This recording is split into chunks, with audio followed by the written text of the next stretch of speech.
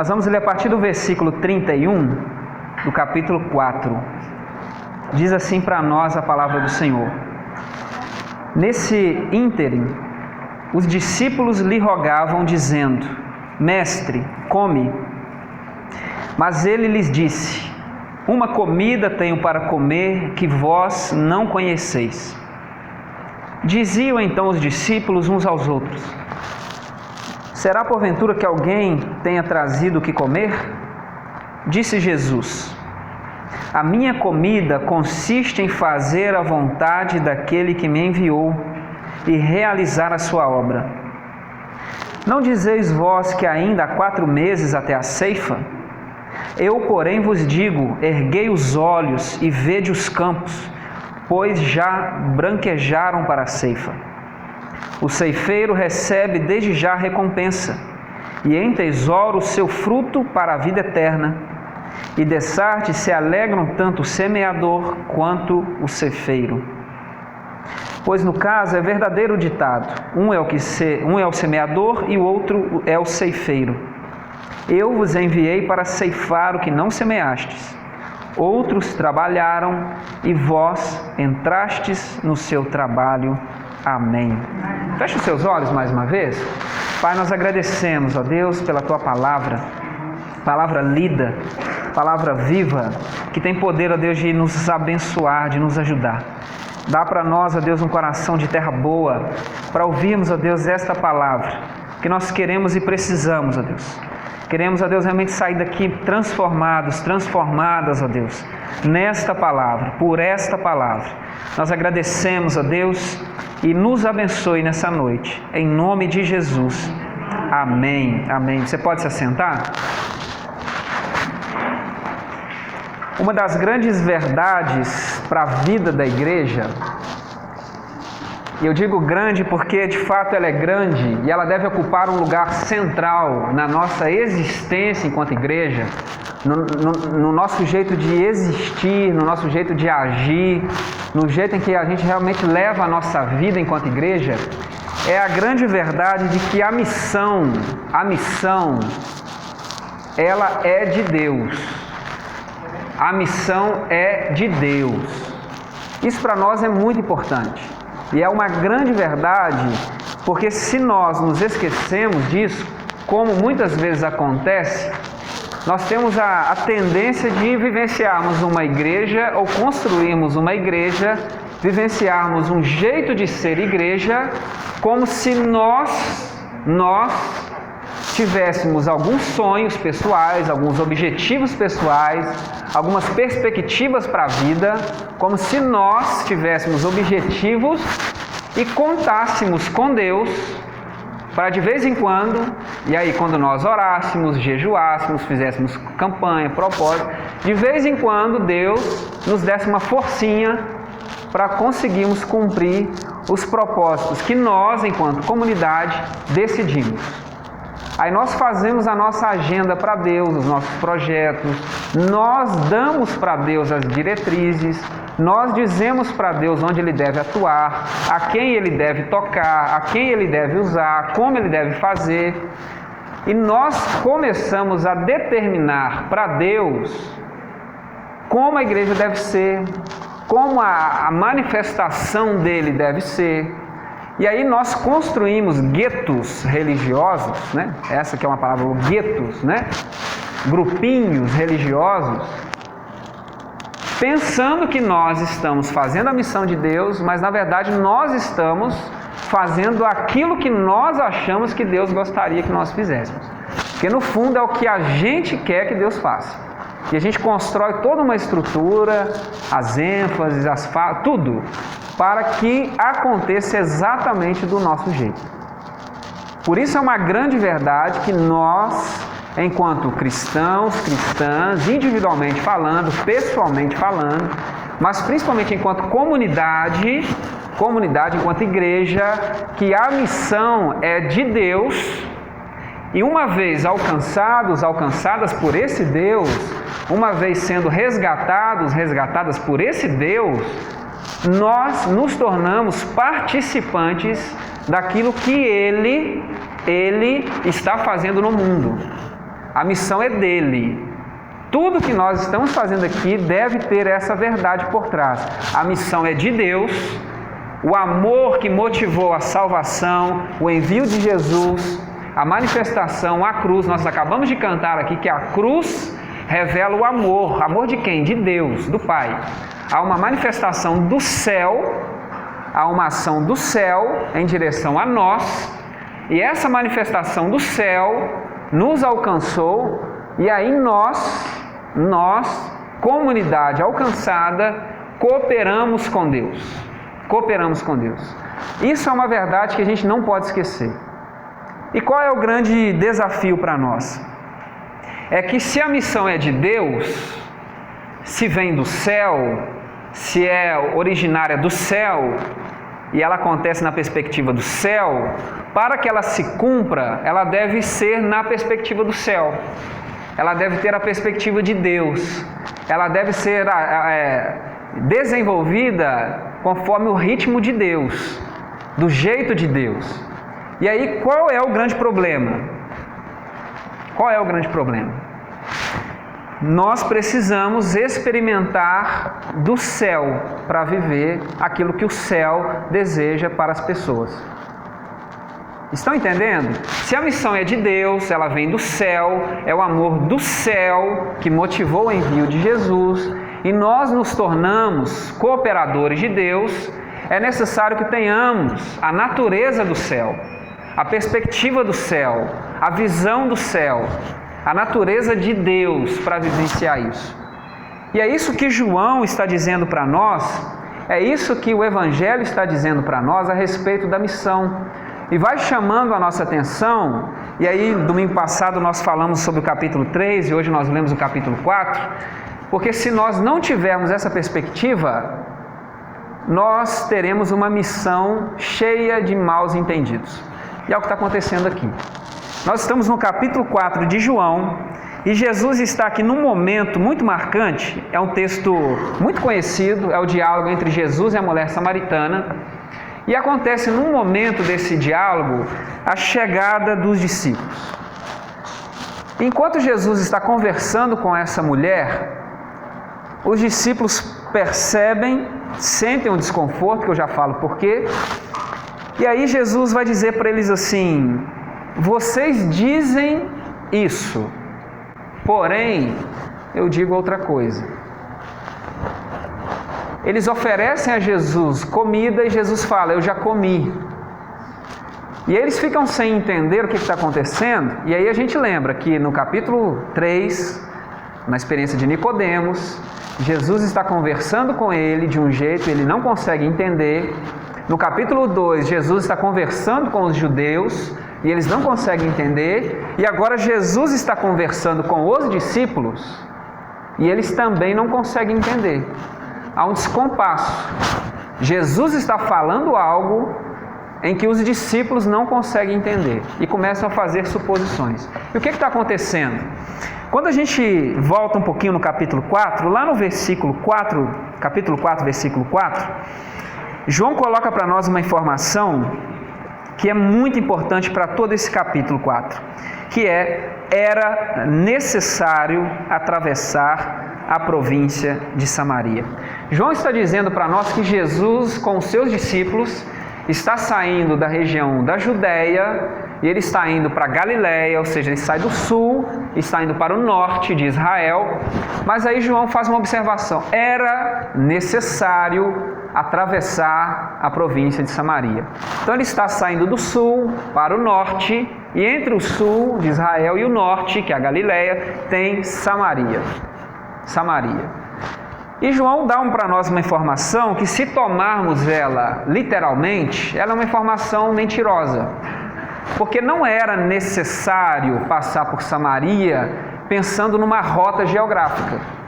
Porque judeu, como nós vamos perceber, tem as suas rixas com os samaritanos, então eles evitam o transporte, o trânsito por Samaria, porque não há diálogo, não há cumplicidade, não há parceria. Então não era necessário geograficamente passar por Samaria, mas há uma necessidade muito maior para que Jesus passasse por Samaria, que não é uma necessidade geográfica, mas é uma necessidade espiritual. O que João está dizendo é que, assim como João Batista, quando olhou para Jesus e viu o Espírito Santo descer e permanecer sobre Jesus, ele está dizendo que esse Jesus é o enviado do Pai para realizar as obras do Pai. Então é necessário passar pela Samaria, por quê? Porque Deus, que também amou os samaritanos, o povo de Samaria, precisa que o enviado do céu vá até Samaria, porque Deus tem um projeto para Samaria. E qual é o grande problema? Os discípulos não concordam que Deus tem um projeto para samaritano. Mas Deus tem um projeto para o povo samaritano. E por isso há uma necessidade não geográfica, não da terra, não num termo de viagens, mas há uma necessidade do céu para que Jesus passe por Samaria. E o que Jesus faz em Samaria? Ele encontra uma mulher, a famosa mulher samaritana. Que texto maravilhoso! E nesse diálogo com a mulher samaritana, que nós vamos perceber, acontece também o famoso mal entendido com o qual nós encontramos e lidamos com todo o Evangelho de João. Assim como Nicodemos, no capítulo 3, não estava entendendo nada que Jesus estava falando, Jesus está falando, você precisa nascer de novo. Ah, mas eu vou voltar para o ventre da minha mãe e voltar a nascer? Não, não é isso. É ter uma experiência do alto, do Espírito, é ter a natureza do céu. É disso que eu estou falando, mas como você, sendo mestre de Israel, e não sabe dessas coisas. E aí, como a gente viu, o diálogo se torna monólogo e Nicodemos desaparece da cena. Fica até some. E Jesus, de igual forma, começa um diálogo com uma mulher samaritana.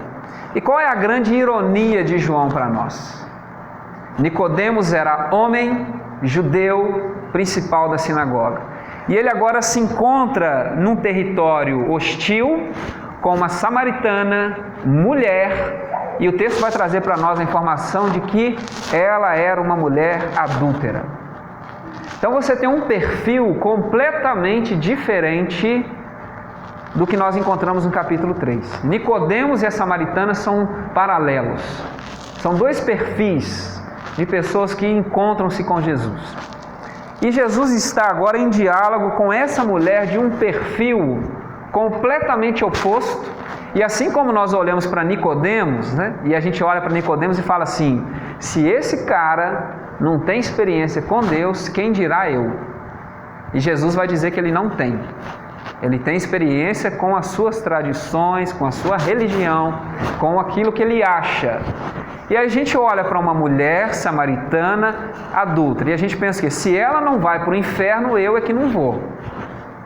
E aí a gente pensa o contrário. Se Nicodemos não está no céu, então eu não vou para o céu, porque é o cara. Agora, se essa mulher não vai ser condenada, então eu estou tranquilo, porque eu não sou tão ruim assim. O raciocínio que a gente faz é diferente, é literalmente oposto.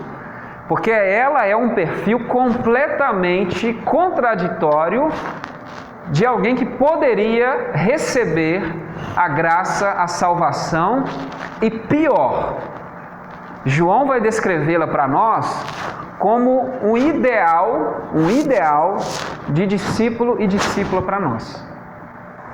Não necessariamente por quem ela é agora, mas por quem ela vai sendo tornada, por quem ela vai sendo transformada.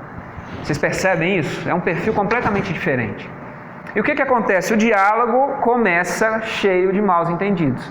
Porque Jesus está cansado, com sede, senta-se à beira de um poço. Vem essa samaritana recolher água do poço, um cenário todo discriminatório, porque ela vai buscar meio-dia, ou seja, a condição dela não a permite andar com as outras mulheres, as mulheres de bem, então ela vai sozinha, num horário em que ninguém está, um horário impróprio, e Jesus está lá no horário impróprio. Olha que coisa bonita. Jesus está no horário impróprio, entre muitas aspas. E ele encontra-se com essa mulher, cansado, com sede, mulher, me dá água para beber. E ela toma um susto. Como você, sendo judeu, homem de um povo que não gosta da gente, pede a mim, sendo mulher samaritana, de beber água? Então ela já toma um susto, porque o esperado é, esse homem vai agir com preconceito. E Jesus já dá um passo, oferece a ela a palavra, o diálogo, dá a ela a dignidade do diálogo, coisa que as mulheres nem isso tinham, principalmente samaritana e principalmente uma mulher adúltera. Um homem dirige a ela palavra publicamente e a trata com dignidade. E aí ela toma um susto, você tomaria um susto. E aí o mal entendido começa. Esse cara judeu me pedindo de tomar água. E aí ele fala, se você soubesse, se você tivesse a noção de quem é que te pede água para beber, você é que pediria água viva. E não só pediria, como ele te daria, eu te daria. E aí a resposta dela é como a de Nicodemos. Ah, mas você nem tem balde para tirar água, como é que você vai tirar água viva? Se você tiver condição, me dá dessa água porque eu estou cansada de vir aqui todo dia, né? Então, se você tiver uma água que eu possa beber e não precise mais ficar vindo aqui buscar, por favor, você me dá. Então, Jesus está falando de uma água num sentido de existência, de espiritualidade, de sentido para a vida, e ela está pensando a água no sentido físico, assim como Nicodemos. E aí o texto avança e você vai percebendo que o diálogo que Jesus começa com ela, que é semelhante ao que ele começou com Nicodemos no capítulo 3, não se torna monólogo. Não se torna monólogo. Porque ao perceber as palavras, ao receber já a manifestação da graça, sem necessariamente ter uma noção clara de quem é que estava falando com ela, ela começa a se abrir. Ela começa a perceber com quem ela está falando, a ponto de dizer, você é profeta. Então ela sai de judeu, agora ele é profeta, você é profeta. E aí, sendo Jesus um profeta, o que ela fala? Deixa eu aproveitar para tirar com você algumas dúvidas. E ela coloca uma questão religiosa, teológica, fruto de grandes debates, rixas, preconceitos, nada novo, né? E dificuldades por conta de questões religiosas. E diante daquilo que Jesus manifesta para ela, revela para ela, sobre uma questão a respeito de adoração, diante disso, do que Jesus coloca para ela vai identificar nas palavras de Jesus semelhanças com as profecias que são dadas ao povo a respeito da vinda do Salvador. Ouvindo Jesus falar, ela percebe semelhanças. Olha, isso que você está dizendo faz muito sentido, porque há uma expectativa do meu povo de que virá o Messias, virá o Salvador, e quando ele vier, tudo isso que você está falando vai acontecer, fará sentido. Então você percebe que ela manifesta para Jesus uma expectativa da chegada do Messias, do enviado do Pai para cumprir aquilo que ele tem que cumprir. Então ela percebe semelhanças. Olha, realmente o que você está falando faz sentido. Assim como Nicodemos percebeu que o que Jesus faz tem algumas coisas do céu, tem algumas coisas semelhantes ao céu, porque ninguém pode fazer sinais como ele se Deus não estiver com ele, ela percebe isso. Ninguém pode falar o que você fala se não tiver semelhança. Então realmente faz sentido o que você está falando. Então quando o Messias vier, ele fará isso daí que você está dizendo. E aí o Evangelho de João é maravilhoso, porque percebendo a abertura da mulher, a sensibilidade, a sua progressão, a sua abertura para a novidade, Jesus fala o quê? Eu sou. Esse que está falando com você. Esse que está falando com você. A revelação de Jesus enquanto Messias, enquanto prometido, enquanto enviado, no Evangelho de João, é dado primeiramente a uma mulher. A primeira declaração assim direta de Jesus, assumindo-se como enviado do Pai, é dado para essa que é samaritana, mulher adúltera, renegada, porque há da parte dela uma abertura para experimentar aquilo que Jesus veio trazer, porque ela começa a entender e a pensar e a participar de que pode ser para ela também. Então, quando ela recebe esta revelação que é dada para ela, não cabe outra coisa a se fazer a não ser sair daquela condição. Então ela larga o seu balde, ela larga o seu poço, ou seja, ela rompe com todo aquele seu cotidiano e vai até a sua aldeia anunciar tudo aquilo que Jesus havia dito a respeito da vida dela, dizendo assim: nós achamos aquele a quem havia sido profetizado para nós, porque ele disse tudo a meu respeito. Quando a palavra de Deus toca a nossa vida e nos dá clareza de quem nós somos e nos revela não só isso, mas a quem podemos ser, não resta outra coisa de nós a não ser anunciar isso. Então a primeira, vamos dizer, apóstola, na perspectiva de João, apóstola como enviada, esse é o significado de apóstolo. Apóstolo não é um título, é um nome, é um significado importante de enviado, enviada. A primeira enviada do Evangelho de João é uma mulher samaritana adúltera. Adúltera. Você está percebendo o que João está dizendo para nós? Por isso, quando os discípulos se aproximam, porque eles foram na aldeia buscar comida material, física, e eles se encontram com essa cena, que ela está saindo para ir anunciar a aldeia, os discípulos ficam confusos, porque eles não sabem o que está acontecendo, e ficam de certa forma indignados. Por que ele está conversando com essa mulher aí? O que está acontecendo? O que será que está acontecendo? Porque há ainda nos discípulos uma perspectiva da terra, uma perspectiva humana. Eles estão andando com Jesus, mas ainda não se abriram para uma perspectiva do céu. Por isso, o que Jesus faz não tem sentido para eles. Eles não fazem nada porque já perceberam que Jesus é uma pessoa que a gente precisa pelo menos respeitar. Então eles se guardam para si, questionam, estranham a cena e oferecem comida para Jesus. Come, porque você está com fome.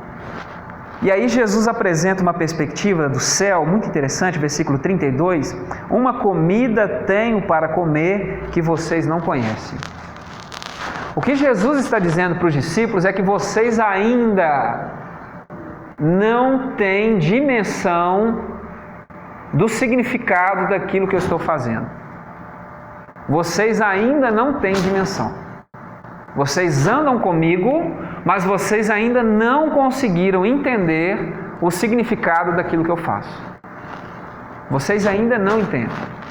Porque há, e aí o texto segue, há diante de vocês uma expectativa de que ainda não é o tempo, de que ainda não é chegada a hora. Porque vocês estão olhando para Samaria, para o lugar em que nós estamos, vocês olham para esse ambiente, vocês olham para essa pessoa, e vocês olham principalmente para esse povo, e vocês pensam que não é a hora desse povo. O fato dele dizer que vocês olham e dizem que há 4 meses até a ceifa, essa perspectiva de que não é a hora desse povo ainda. Essa perspectiva fechada dos judeus de que a salvação é para aquele povo. Então vocês estão aqui comigo, mas vocês ainda não conhecem aquilo que eu estou para fazer. Mas olhem para os campos, ou seja, olhem para Samaria, olhem para todos os lugares que nós estamos andando e vejam, porque eles já estão brancos. Na perspectiva do céu, é tempo de colheita, é lugar de colheita, é lugar de dignidade. Na perspectiva de vocês, não é chegada a hora. Não é tempo, não há merecimento, não há perspectiva, não há possibilidade. Aquilo que foi profetizado por Oséias, visto por Amós, registrado em Levítico, Deuteronômio, sobre essas metáforas da ceifa, da colheita. Jesus está dizendo aqui a mesma coisa que ele disse para a mulher: vai chegar um dia, mas na verdade chegou comigo, que o Pai vai inaugurar um novo tempo. Para ela ele disse a respeito da adoração, mas para eles o tempo da colheita. Ou seja, levantem os olhos e olhem para todos os campos, e o que Jesus está dizendo é: onde vocês colocarem a planta dos pés é campo branco, é lugar de colher. Há uma perspectiva aqui universal de salvação. Levantem os olhos, porque já é chegado o tempo. Comigo começa o novo tempo. E este lugar no qual nós estamos já branquejou, já está branco. E é necessário que vocês façam a colheita. É necessário que vocês se abram para colher. Porque isso daqui está acontecendo não pelo trabalho de vocês. Porque os profetas já foram como ceifeiros, os profetas foram como aqueles semeadores, e vocês agora estão colhendo o trabalho de que não pertence a vocês. Porque o trabalho começa no céu. A perspectiva é do céu. E qual é o grande problema? Os discípulos ainda pensam, como nós às vezes pensamos, que a missão é nossa, que a tarefa é nossa, que a força é nossa, que a agenda é nossa, o horário é nosso. E Deus de vez em quando dá uma forcinha para nós. Deus de vez em quando a gente tem algum sonho, né? Quando a gente tem ainda, né? Vamos fazer isso. Aí a gente, então vamos orar para Deus. Mas a gente não para pensar, não para às vezes para orar, não para buscar a direção que Deus tem para nós. Porque Jesus é conduzido pelo Espírito Santo. O Espírito que João Batista viu repousando e permanecendo sobre ele, o conduz. E por que ele está em Samaria? De novo, porque há uma necessidade do céu. Talvez se fosse na perspectiva dos discípulos, a necessidade aqui era um genocídio. Vamos lá, a gente pega o facão, ou a gente fica nas margens de Samaria e a gente faz como João fez, né? O João, discípulo, né? Que no Evangelho de Marcos, nos outros, tem uma memória de que João, revoltado com a resistência, faz o quê? Jesus, você quer que a gente ore e peça a Deus para mandar fogo? A gente faz assim às vezes, né? Você quer, Deus, que eu ore para Deus pesar a mão? Você quer que eu ore para Deus punir? Você quer que eu ore para Deus fazer? A perspectiva aqui é outra. Há uma necessidade de salvação.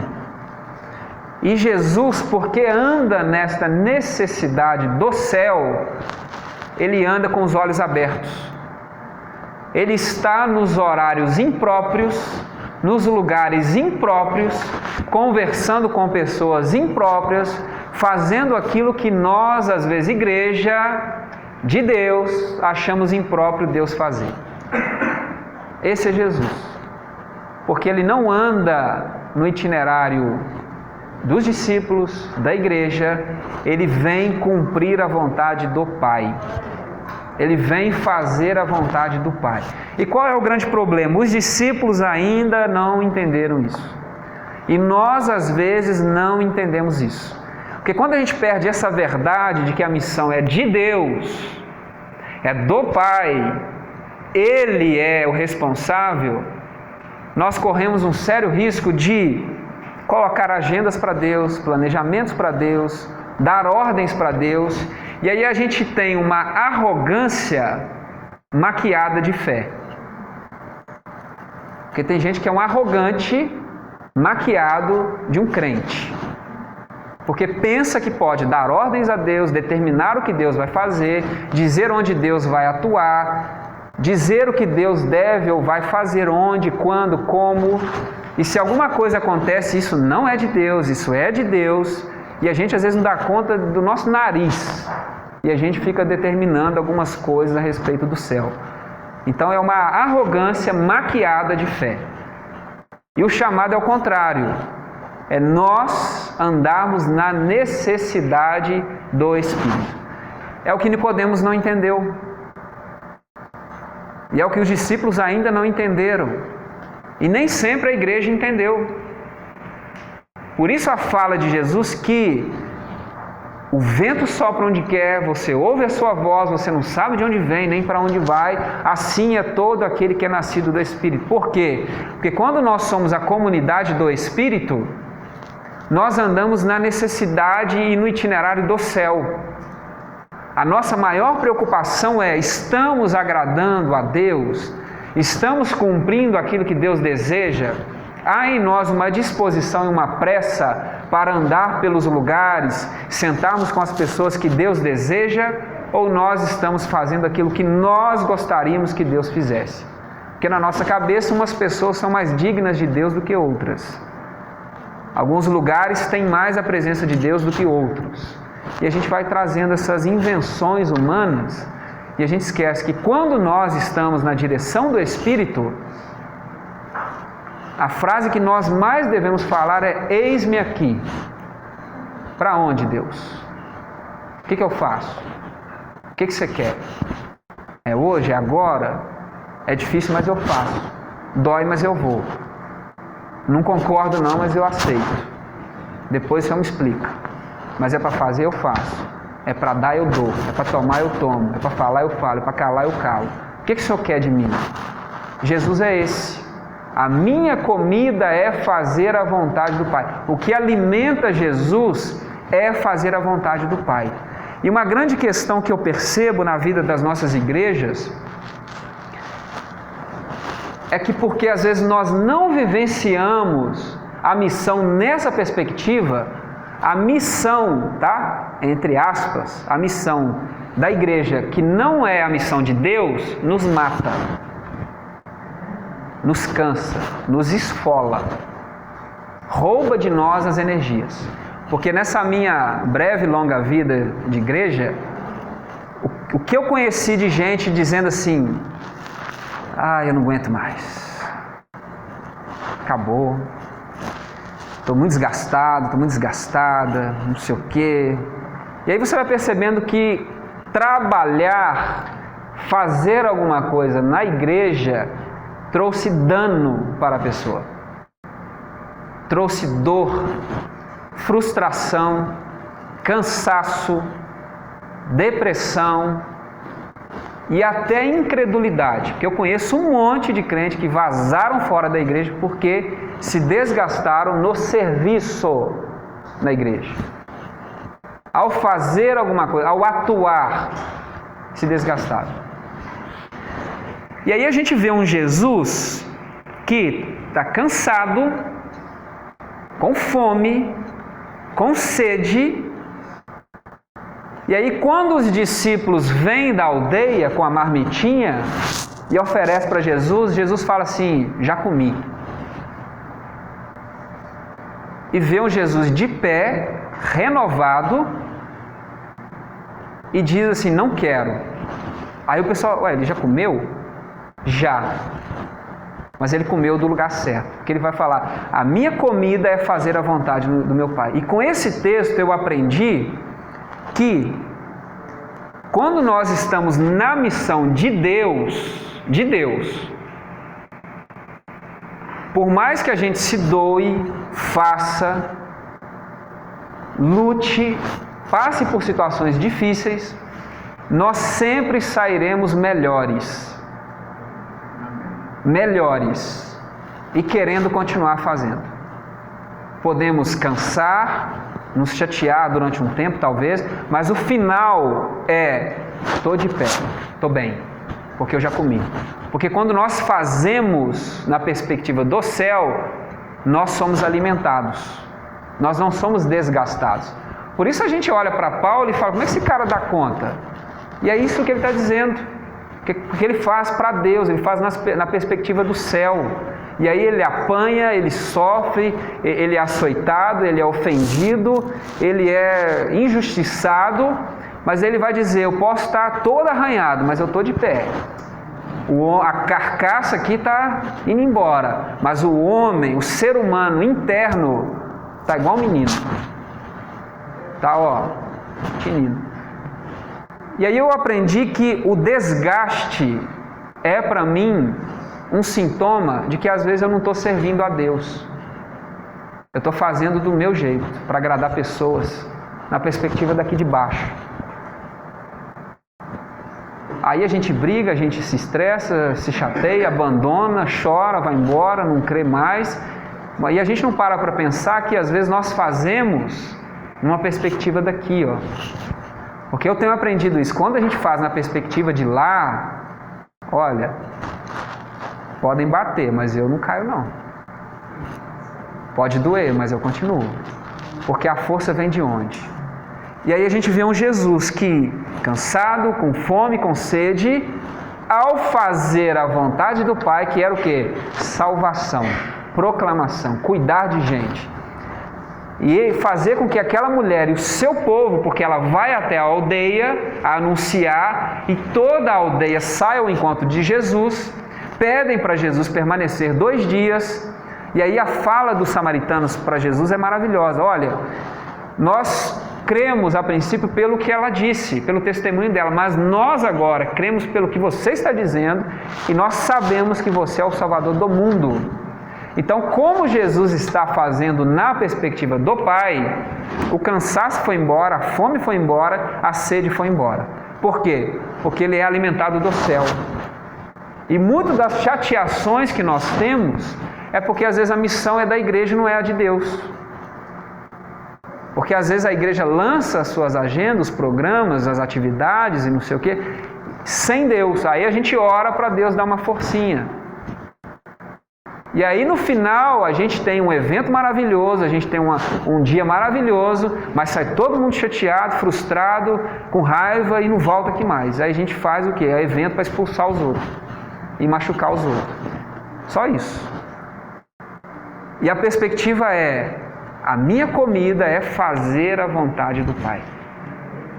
Essa é a perspectiva, porque quando a gente olha na perspectiva do céu, os campos se tornam brancos, o horário se torna ideal, o impróprio se torna próprio, o indigno se torna digno, e nós fazemos o anúncio e saímos alimentados, alimentadas, aperfeiçoados, porque nós fazemos para lá e de lá vem a nossa força, de lá vem o nosso socorro, de lá vem o nosso alimento, e nós ficamos de pé. Que essa seja a nossa perspectiva, que os campos estejam brancos, porque nós olharemos pelo céu.